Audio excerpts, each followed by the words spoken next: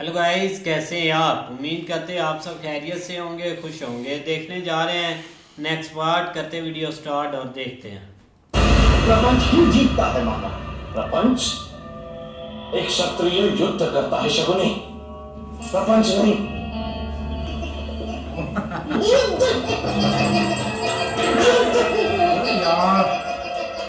प्रपंच भी तो युद्ध ही होता है महाराज। हाँ बुद्धि से खेला गया युद्ध। हाँ जी। प्रपंच को बुरा मत मानिए महाराज। जिन्हें हमारे कार्य से हानि पहुंचती है वे उसे प्रपंच कहते हैं, और जिन्हें लाभ पहुंचता है वह उसे योजना कहते हैं महाराज। हमारे जीवन की चौसर पर कुमार पांडु ने सही पासे फेंककर हमें हराया। मेरे हृदय में भी महाराज पांडु के प्रति केवल घृणा है, घृणा। किंतु अब अपने मन को शांत कर, क्रोध को दूर भगा, हमें एक नया खेल बिछाना है और कुमार पांडु को हराना है।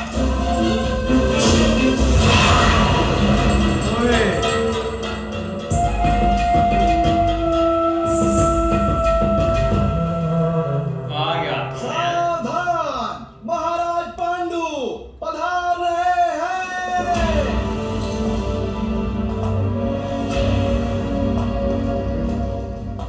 पधारिए महाराज पांडु, पधारिए। प्रणिपात, प्रणिपात कुमार, विद्वान, प्रणिपात। बधाई हो महाराज, स्वयंवर में आप विजयी हुए ये सुनकर ब्रह्मर्षि ने कहा मुझसे कि मेरा पांडु कभी हार ही नहीं प्रणिपात ज्येष्ठ। आंखें और जुबान दोनों मिल गई है। मैं और कुंती आपके आशीर्वाद की प्रतीक्षा कर रहे थे ज्येष्ठ, और ब्रह्मर्षि आ नहीं पाए, इसमें मेरा दोष। ये तो कह रहे थे मेरा पांडु आ गया होगा, मेरा पांडु आ गया होगा, तो मैंने ये तो कैसे को भी काट गया है। शुरू करते हैं फिर चलते। मैंने भी सुना है कि आपको इन पासों से बहुत प्रेम है कुमार।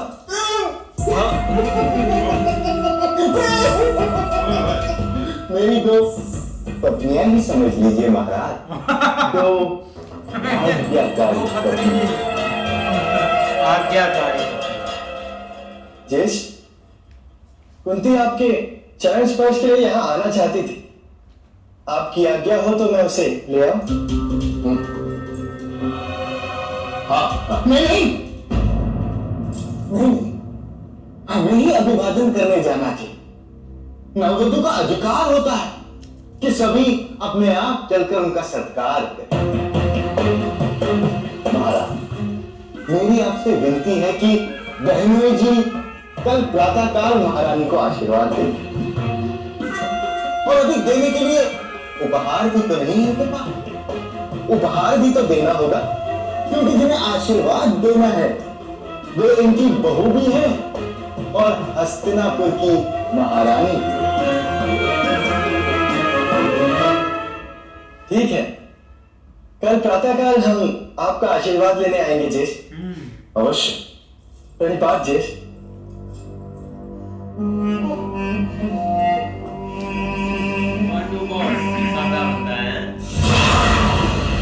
ये अंत में अवश्य कहकर आपने बहुत अच्छा किया महाराज। लगता है आप भी मेरे पासों का खेल कुछ कुछ समझने लगे हैं।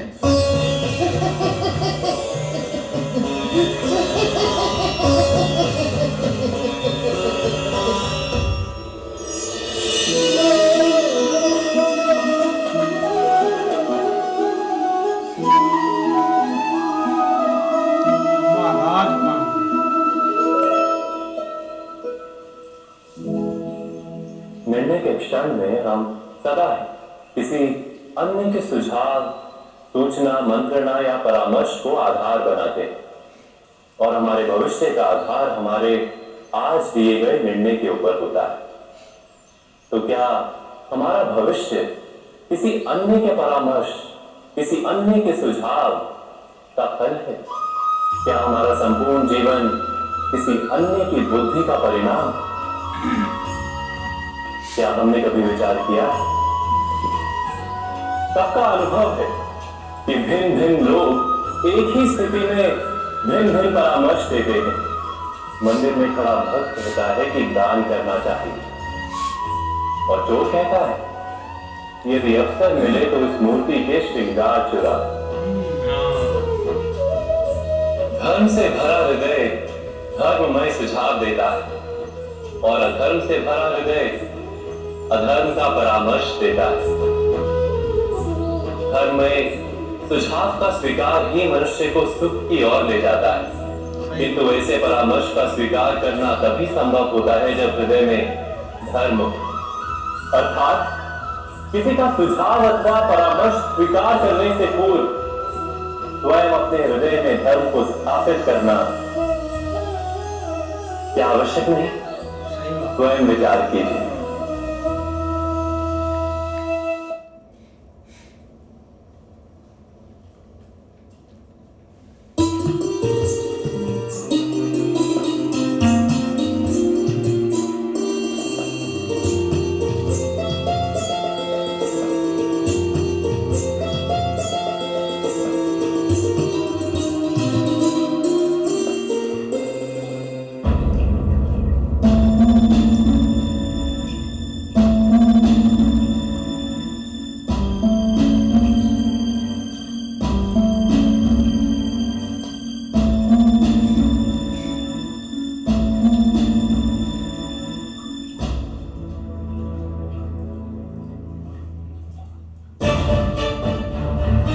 यदि लाभ के लिए किसी से असत्य कहा जाए तो वह छल होता है, किंतु हानि से बचने के लिए यदि सत्य को छुपाया जाए तो वह छल नहीं होता कुमारी। और जब तक ये सूत्र आपके हाथ में बंधा है तब तक आप अपने पति से अपने भूतकाल के बारे में कुछ भी नहीं कहेंगे।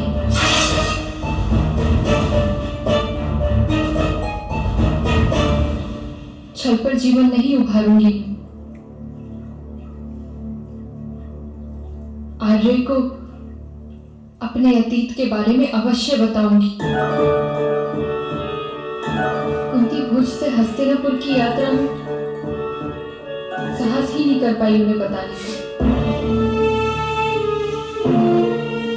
एकांत भी प्राप्त नहीं हुई, परंतु आज आर्य के आते ही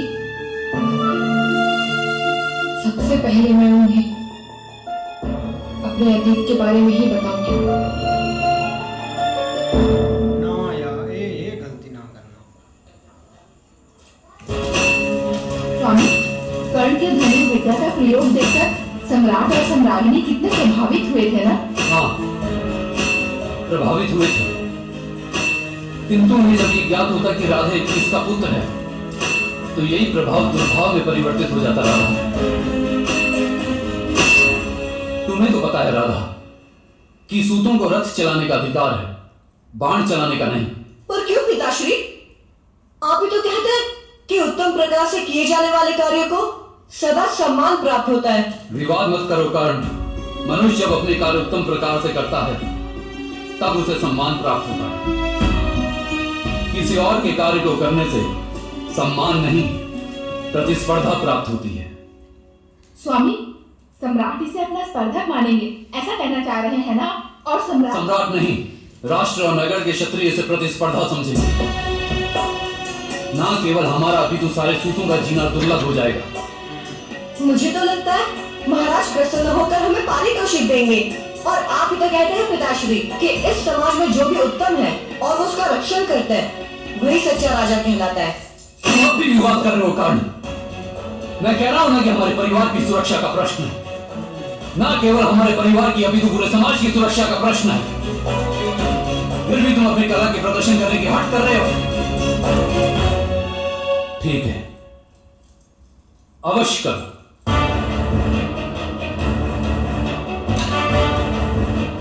ये लो बाण, समग्र विश्व को यह ज्ञात हो जाने दो कि क्षत्रियों को पराजित करने वाला सूत जन्मा है हस्तिनापुर में।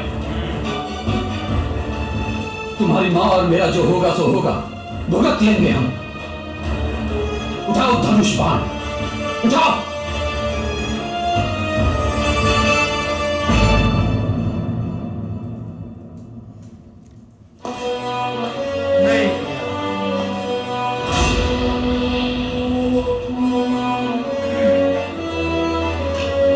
उठाएगा भाई, उठाएगा।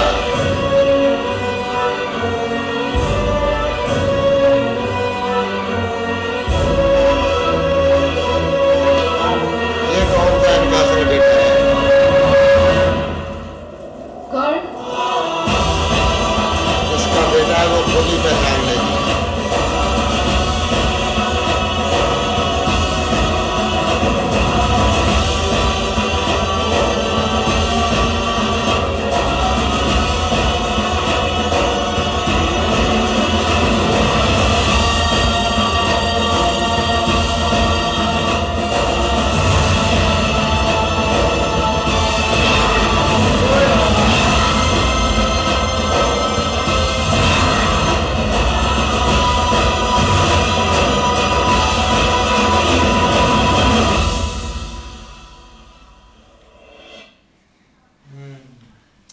बिल्कुल यार, बहुत इंटरेस्टिंग पार्ट था, क्योंकि मामा शकुनी है ना भाई, उसने जो काम डालना था ना वो डाल गया है। और अब जो धृतराष्ट्र बोलना चाहता है ना, उससे पहले पहले ही वो बोल जाता है। पांडु नहीं समझ सका, महाराज पांडु नहीं समझ सके, लेकिन विदुर जी वहाँ खड़े थे और वो अंडरस्टैंड कर रहे थे, वो देख रहे थे उनकी तरफ। नहीं, अभी तो भाई बहुत नॉर्मल चीज़ होगी, चाहे शकुनी जो भी बोल रहा है, अभी किसी ने उसको सीरियस नहीं लेना। लेकिन आगे जाकर ना ये चीज़ें बहुत एक फैमिली में डिस्टर्ब करेंगी, आप देख लेना, मतलब कि सब उल्टा पुल्टा कर देगा ये। शकुनी भाई बहुत बड़ी गेम डाल रहा है वो भाई, सिर्फ और सिर्फ ना वो क्रोध में इसलिए है कि उसकी भाई जो थी ना सिस्टर, उसके साथ इन्होंने छल किया था और फिर राजा भी नहीं बनाया उसके भाई, जो उसका बहनोई है उसको।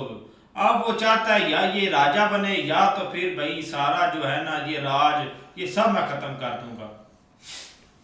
भाई ये जो मामा शकुनी है ना, ये मौलवी को अटैक करवाएगा, बाकी को आप छोड़ दें। ये जैसे बोलता है ना, लगता है मौलवी को अटैक हो जाना है। तो दूसरा भाई उधर करण जो है, उसके वालिद तो उसको बहुत भाई मना कर रहा है कि तू ये जो बार बार जिद कर रहा है इसको छोड़ दे। लेकिन भाई उसने बोला है कि मैं करूँगा। लेकिन उसके बाद बाप ने भाई आखिरकार उसको वो लाकर दे दिया है तीर। उसने बोला है कि ये ले, फिर अब तो अपनी अपनी जो है ना अपनी बात पूरी कर ले। तो भाई उसने थोड़ी देर सोचा है, फिर उसने भाई वो पकड़ा और लेकर वो दरिया पर चला गया। इस तरह ये भाई जब पांडु की अपना बेगम जो इधर महल में आई है ना, तो उसने वो पानी में फूल देखे हैं ना, तो फिर वो अपनी पुरानी यादों में खो गई है।